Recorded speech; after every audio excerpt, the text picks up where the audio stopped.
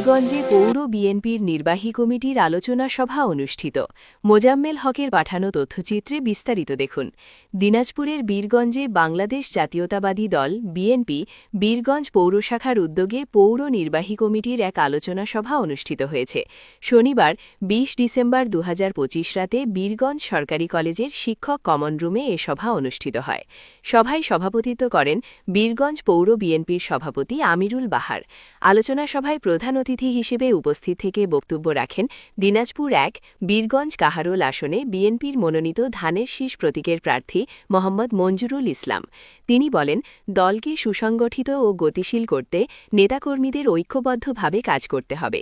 আসন্ন কর্মসূচিগুলো সফল করতে তৃণমূল পর্যায়ে সংগঠনকে আরও শক্তিশালী করার উপর তিনি গুরুত্বারোপ করেন। সভায় বিশেষ অতিথি হিসেবে উপস্থিত ছিলেন পৌর বিএনপির সাধারণ সম্পাদক নমিরুল ইসলাম চৌধুরী সেনা, সহসভাপতি গোলাম মোস্তফা কাজল, সহসভাপতি শমশের আলী, যুগ্ম সম্পাদক মাহমুদুল হাসান বাবু ও যুগ্ম সম্পাদক আসাদুল্লাহ বাদশাহ।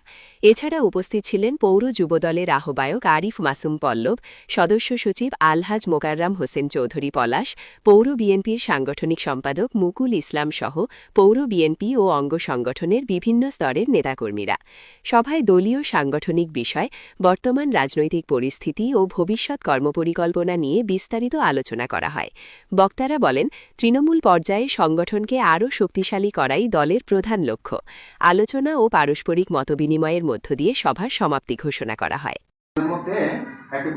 সকল নির্বাহী কমিটির সহসভাপতি এবং নির্বাহী কমিটির সদস্যবৃন্দ নির্বাচনের কাজ শুরু করতে পারবো বা কবে থেকে নির্বাচনী কাজ নিয়ে আসতে পারবো, পারবো। বছর ধরে নির্যাতনের শিকার আমরা ধানের শীষের প্রদীপ পাই নাই। অনেক কষ্টে আমাদের এই যে ১০১ জন কমিটি, ১০১ জন যে আমাদের পৌর নির্বাহী কমিটি আমাকে ধানের শীষ ভোট দেওয়ার জন্য জনগণের সাথে সম্পৃক্ত আছে, আমরা তাদেরকে কাজে লাগাবো। আর ইতিমধ্যে আমরা আসলে কিছুদিন আগে পৌরসভার ৯টা ওয়ার্ড থেকে যেন ফাঁস হইতে পারে, এই জন্য আপনারা সবাই বিভিন্নভাবে দিক নির্দেশনা দিবেন। আমি চেষ্টা করতে পারে, এই জন্য আপনারা সবাই বিভিন্নভাবে দিক নির্দেশনা দিবেন। আমি চেষ্টা